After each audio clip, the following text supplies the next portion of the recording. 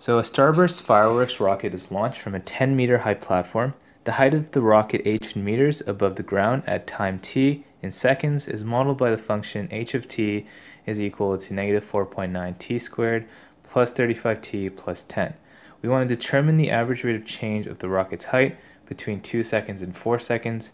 And for part B, estimate the instantaneous rate of change of the height of the rocket at 5 seconds. Okay, so we'll take a look at this, and they also want us to interpret the meaning of this value. Okay, so in terms of estimating the instantaneous, we're going to be using calculus to do that. Now let's look at part A. So if we're looking at the average rate of change, we're basically finding the slope of the secant. So we know that the slope of the secant is basically f of the upper limit, in this case it's 4 seconds, minus f of the lower limit, which is 2 seconds, over 4 minus 2, right? So f of 4 here, right? Well, in this case, it's going to be h of 4, right? Right. So we're basically going to write this as, I'm just going to tweak this so we don't get confused. Whoops. So h of 4, h of 2, okay? And in this case, h of 4 here is equal to negative 4.9. I'm going to plug in 4 for t, plus 35 times 4 plus 10. So h of 4 basically comes out to be 71.6 meters. Okay.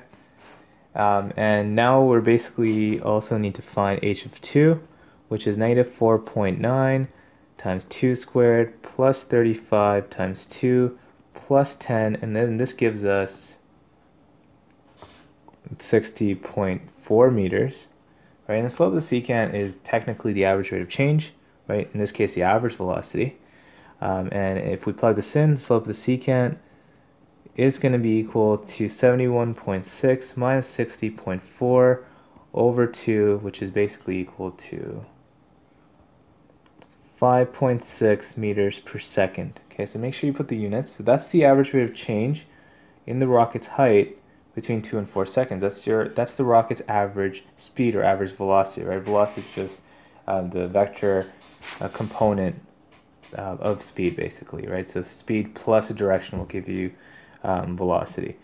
Okay, so let's take a look at part B. We want to find the instantaneous rate of change at the height of the rocket at 5 seconds. Well, to find the instantaneous rate of change, we need to find the rate of change of height with respect to time, or using Lagrange's notation, it's h prime of t, and we just do the derivative, right? So we're doing d of dt of negative 4.9 t squared plus d dt of 35t plus the derivative of 10, right? And this is 0, and then this is negative 9.8t plus 35, okay?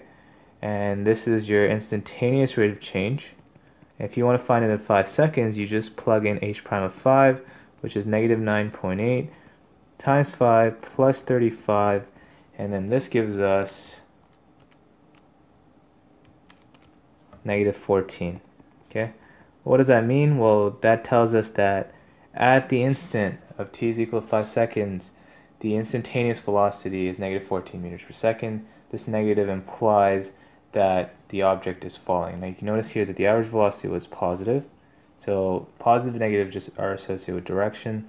So if positive is up, then negative is down. Okay, and those are just conventionally what we will use, right?